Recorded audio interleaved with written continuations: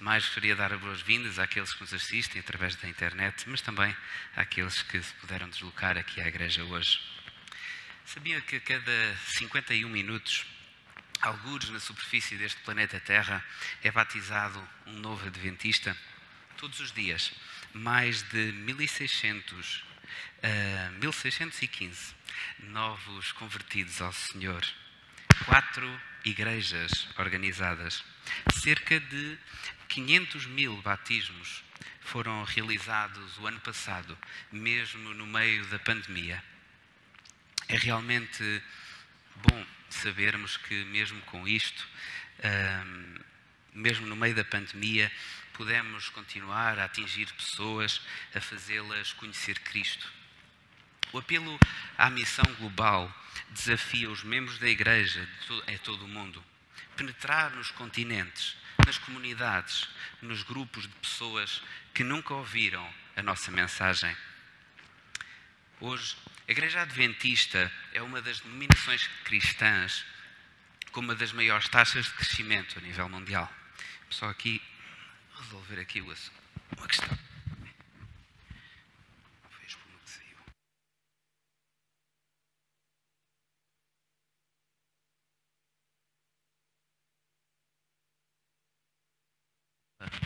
Faltava aqui a espuminha no microfone. Penso que estará melhor. Como dizia, a Igreja Adventista do Sétimo Dia, hoje em dia, é uma das denominações cristãs que mais cresce a cada ano. O ano passado tivemos uma taxa de crescimento, nos últimos 5 anos, uma taxa de crescimento de 6,6% a nível mundial. O evangelismo é realmente para a Igreja Adventista do Sétimo Dia o que o coração é para a vida. Sem isso, não seríamos aquilo que somos. Desde o início, contar a nossa esperança aos outros era aquilo que nos movia. Mas a determinada altura da Igreja Adventista, isso mudou, teve uma pausa. Por um curto período de tempo, os adventistas acharam que a sua missão tinha concluído e que não havia mais mensagem a entregar. Em 1861, um senhor chamado Wagner relatava este facto. Se olharmos para o passado, durante um período que durou 6 a 9 anos, encontramos pessoas que acreditavam na mensagem dos 3 anjos, poucas em número, muito dispersas, e que não se podia dar o caso de lhes chamar igreja. A visão do trabalho a ser feito era então vaga e imprecisa. Alguns mantiveram a ideia adotada em 1844 por todos os crentes adventistas, com William Miller como seu defensor, de que o trabalho para o mundo tinha terminado, de que a mensagem era limitada àqueles que tinham aceite a fé adventista bem no início. Eles estavam tão convencidos disso que o próprio Wagner foi-lhe praticamente negado o acesso à mensagem. Tinham dúvidas quanto à sua hipótese de salvação, porque não pertencia ao movimento de 1844. Mesmo alguns anos depois, os adventistas perceberam que não era bem assim, que deveriam evangelizar o mundo, mas estavam limitados ao continente americano. Não eram as 3 mensagens angélicas para todas as nações, povos, línguas e tribos? Não disse Jesus em Mateus: "Ide e fazei discípulos de todas as nações"? Ainda assim, estes adventistas pioneiros limitavam-se a enviar algumas publicações e acreditavam que, evangelizando comunidades étnicas de diferentes países no seu território, nos Estados Unidos, seria suficiente para espalhar a mensagem. Mas rapidamente perceberam que não iam muito longe com isso. Estavam fechados naqueles muros dos Estados Unidos. E então, em 1874, a Igreja envia oficialmente o seu primeiro missionário, que todos conhecemos, John Andrews, para a Suíça. E em pouco tempo, com este primeiro passo por John Andrews e por todos os outros, a mensagem pôde-se espalhar pela América, pela África, pela Austrália, pela Europa e por todo este mundo afora. Assim, a mensagem dos 3 anjos tornava-se como uma avalanche irresistível, pregada a todos os povos, tribos e nações. Então, como adventistas, porque dedicamos tanto tempo, tantos recursos ao evangelismo? Porque é que isto é tão importante para nós? Os mileritas, no início, era lógico, tinham urgência em espalhar a mensagem, pois Jesus estava mesmo breve a vir. Os primeiros adventistas, mesmo depois do grande desapontamento, continuaram com este sentido de urgência, pois a data não era aquela, mas Deus estava breve. Jesus estava a voltar. O mundo tinha que saber disso. E hoje? Continuamos nós com esta mesma sensação de que Cristo vem? Com esta sensação de iminente alerta? Ainda assim, há outra razão para que o evangelismo seja importante. Nós, como adventistas do sétimo dia, acreditamos que temos um papel profético a desempenhar como igreja remanescente. A igreja remanescente dos últimos dias.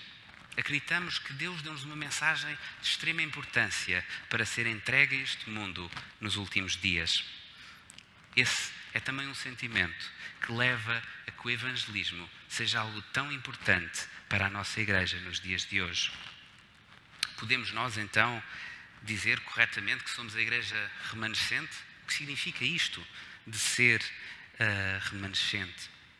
Alguns críticos dizem que a palavra remanescente nunca aparece na Bíblia.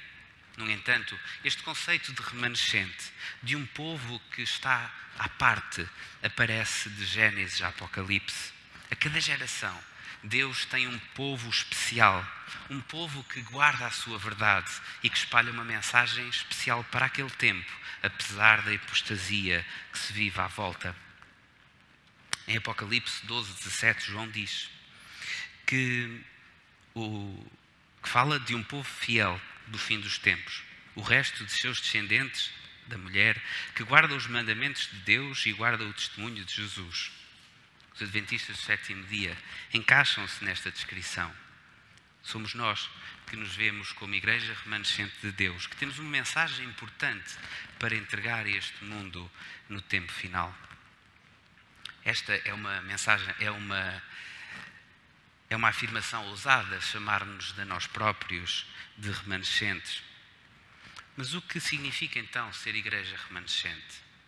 Começarei, se calhar, pelo inverso. O que é que significa não ser a igreja remanescente? Ou o que não significa ser remanescente? Ao afirmarmos que somos a igreja remanescente, em primeiro, não queremos dizer que somos melhores cristãos do que as outras igrejas. Se formos estudar com pormenor todos os povos de Deus ao longo da história bíblica, vemos frequentemente que estavam longe de ser um modelo correto. Tinham os seus pecados, tinham os seus problemas, mas ainda assim eram cristãos fiéis aos valores de Cristo e eram sinceros nas suas crenças. Em segundo, não queremos dizer que a Igreja Adventista do sétimo dia tem o monopólio de Deus. Deus ama cada ser humano com um amor infinito, mesmo aqueles que não reconhecem a sua existência. Deus não ama os adventistas do sétimo dia melhor que os outros. Ele trabalha com cada igreja, em cada coração, em cada ser humano para cumprir o seu propósito. Deus não nos abençoa exclusivamente e negligencia os outros. Não, Deus abençoa todos os seus filhos que se queiram aproximar dele. Em terceiro, não acreditamos que como igreja temos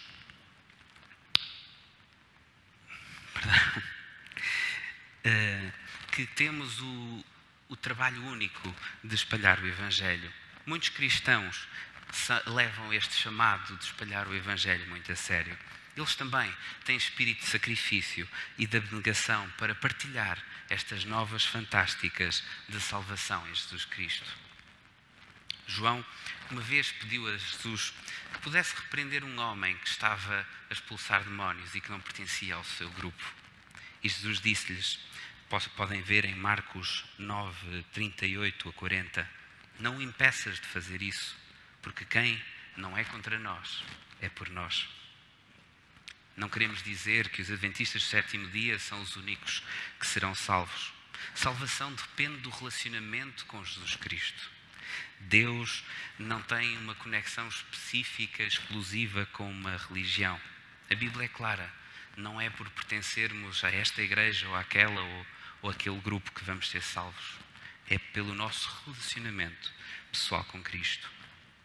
Então, o que queremos dizer quando dizemos que somos a igreja remanescente?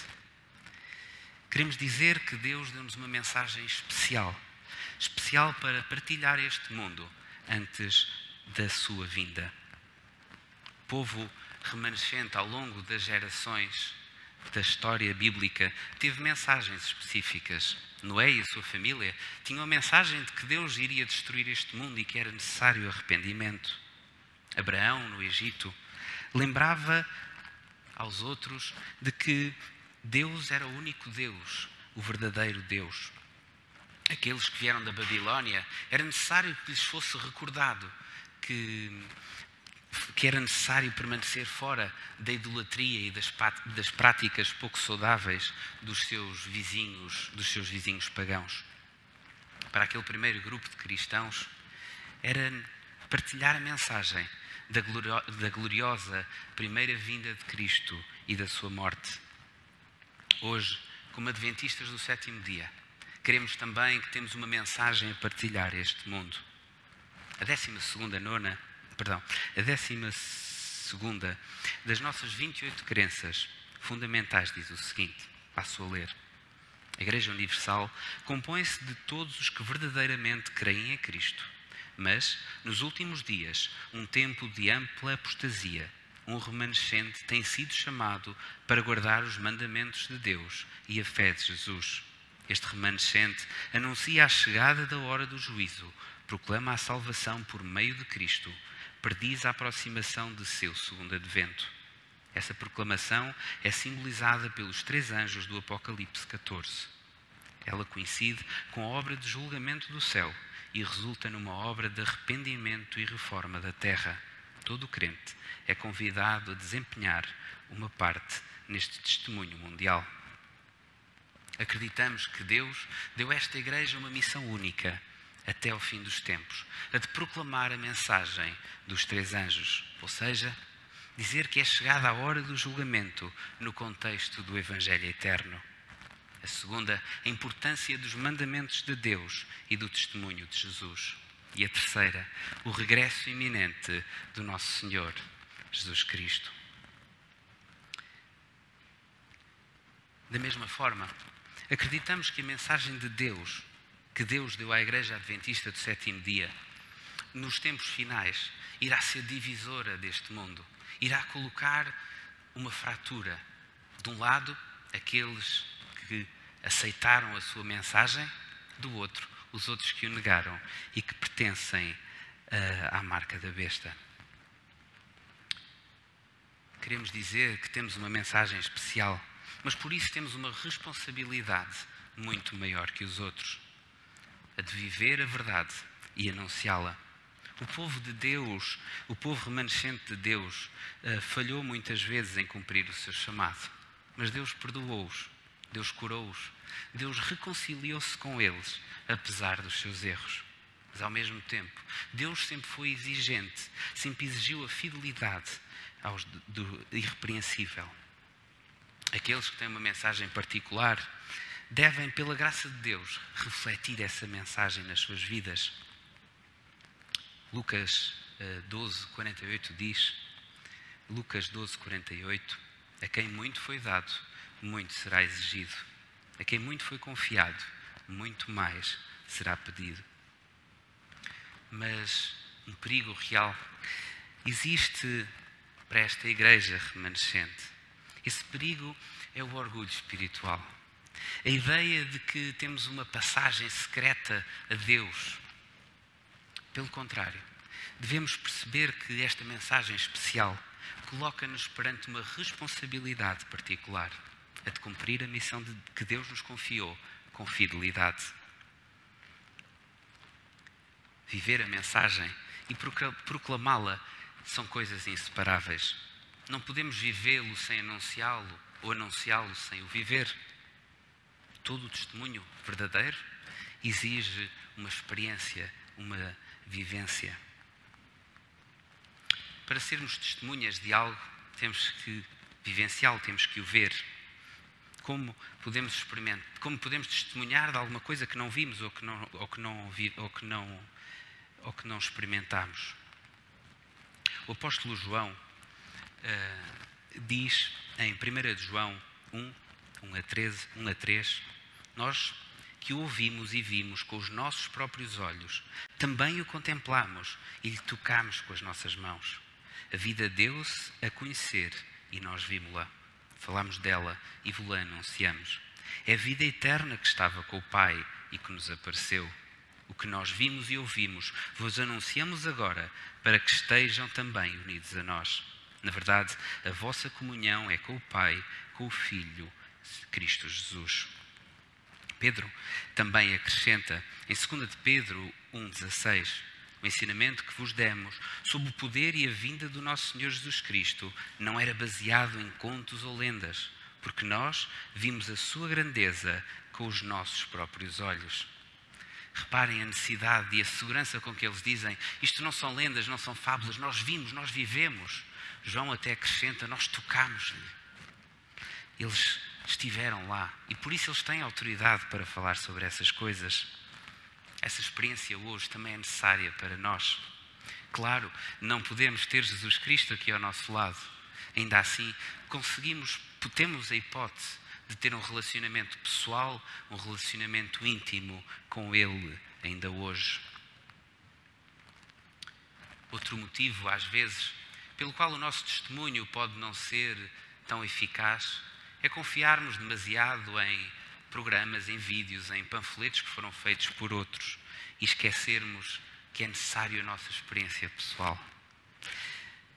O testemunho programado, ao contrário do testemunho pessoal, é fraco, é fadado ao fracasso. Claro, é importante ter um método, material, ter ferramentas, mas se isto não é acompanhado de um testemunho individual, de um testemunho pessoal, não tem grande valor. Às vezes também encontramos duas correntes radicais de formas de testemunho que são, na minha opinião, fatais para esse propósito de testemunhar. O primeiro é que testemunhar é opcional. Testemunhar é só para aquele irmão que distribui folhetos ou para aquela irmã que conversa com toda a gente na rua. Mas não é para mim, não é para eu estar a chatear os meus vizinhos.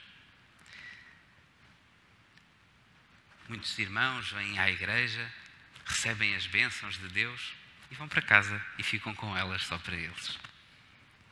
A verdade é que o testemunho é absolutamente vital para a evolução do nosso relacionamento com Cristo. Fisicamente não podemos ser saudáveis se nos alimentamos e não fazemos exercício físico. Aquilo que entra tem que sair. Da mesma forma, espiritualmente, se apenas recebemos e não damos, não dá para crescer, nada mais acontece. Quando Jesus miraculosamente alimentou 5.000 pessoas apenas com 5 pãezinhos e 2 peixes, e deu aos discípulos para alimentar os outros, Ellen White tira uma lição muito interessante desta imagem, desta história. Cristo recebeu do Pai, passou aos discípulos e eles o entregaram à multidão, o povo uns aos outros. Assim, todos quantos se acham ligados a Cristo devem dele receber o pão da vida, o alimento celestial e passá-lo aos outros. Ela adiciona ainda, ordenou-nos Cristo, ide por todo o mundo, pregai o Evangelho a toda a criatura. Os discípulos foram o meio de comunicação entre Cristo e o povo. Isto deve ser um grande encorajamento para os discípulos de hoje em dia. Cristo é o grande centro, a fonte de toda a força. Dele devem os discípulos receber a provisão. Os mais inteligentes, os mais dotados espiritualmente, só podem partilhar à medida que receberem. Não podem de si mesmos suprir coisa alguma às necessidades da alma. Só podemos transmitir aquilo que recebemos de Cristo e só podemos receber à medida que o vamos comunicando a outros. À porção que continuamos a dar, continuamos a receber. E quanto mais dermos, tanto mais havemos de receber. Assim, entraremos em constante crendo, confiando, recebendo e transmitindo. O testemunho não é opcional para o cristão. Se conhecemos Cristo, é natural que queiramos partilhá-lo com os outros. Cada um de nós testifica segundo a nossa personalidade, segundo a nossa própria experiência com o Salvador. Mas todos reconhecemos que a busca por Cristo é importante e a busca por oportunidades para poder partilhar as maravilhas que Ele fez na nossa vida com os outros. A nossa própria vida vai refletir isso. Os outros, o nosso comportamento será tal que os outros, ao nos verem, verão também o próprio Jesus Cristo. O segundo mito, a segunda forma errada de evangelismo, é achar que o testemunho tem que ser confrontacional. Achar que dar um testemunho direto é mostrar aos outros todos os erros deles e atacá-los. O confronto, às vezes, também é um método que alguns de nós usamos. Não estou a dizer que devemos esconder as verdades ou devemos diluí-las. Não, não é isso. Sugiro que antes encontremos formas positivas, apelativas, de partilhar aquilo que Cristo nos deu. Paulo, em Efésios 4, ele aconselha a dar testemunho, falando da verdade com amor. Se Jesus é o centro da verdade que prezamos, não podemos proclamá-la com um espírito severo, provocador, apresentando a verdade da mesma forma que Jesus a apresentou, clara, corretamente, mas sempre com profundo amor. Ellen White, ela adverte-nos no livro Testemunhos para a Igreja: se for possível, quando estiver em vós, tende paz com todos os homens. Devemos atender a esta admoestação e não sacrificar nenhum princípio da nossa fé. Satanás e o seu exército estão em guerra contra os observadores dos mandamentos e agirão para colocá-los em situações difíceis. Os crentes não deverão, por falta de discrição, envolver-se nelas. Deus está irado com os que seguem as indicações de leve a que o mundo e que leve a que o mundo os odeie. Que todos tenham em mente que não devemos buscar perseguição em circunstância nenhuma. Não devemos usar palavras ásperas ou provocativas. Que o Espírito de Cristo se revele. Que cada um seja cuidadoso com suas palavras. De outro modo, provocará nos outros uma atitude de forte oposição contra nós. E assim, dará a Satanás a oportunidade de usar as nossas palavras impensadas para bloquear o nosso caminho. É por isso que um testemunho pessoal, amoroso, que vem desta própria experiência com Jesus Cristo é essencial. Esse é um testemunho que atrai, porque é um testemunho que partilha o próprio Cristo. Quando separamos a verdade de Jesus Cristo, é um testemunho fraco, um testemunho frio, até agressivo. Se agora formos por aí pela cidade e colocarmos placares por todo lado, mostrando que os outros estão errados, dificilmente vamos conseguir convencer alguém a vir aqui à nossa igreja. Mas se pela nossa vivência, com o amor, partilharmos aos outros aquilo que somos e as maravilhas que Cristo fez nas nossas vidas, será muito mais interessante, será muito mais atrativo para que os outros queiram conhecer quem é este Jesus Cristo que tanta diferença fez nas nossas vidas. Ellen White aconselha ainda: que procedimento devem seguir os defensores da verdade? Pergunta. Possuem eles a imutável, eterna palavra de Deus e devem revelar o facto de que possuem a verdade, tal como é em Jesus. Suas palavras não devem ser aspas e incisivas. Em sua apresentação da verdade, devem manifestar o amor, a mansidão e a amabilidade em Cristo.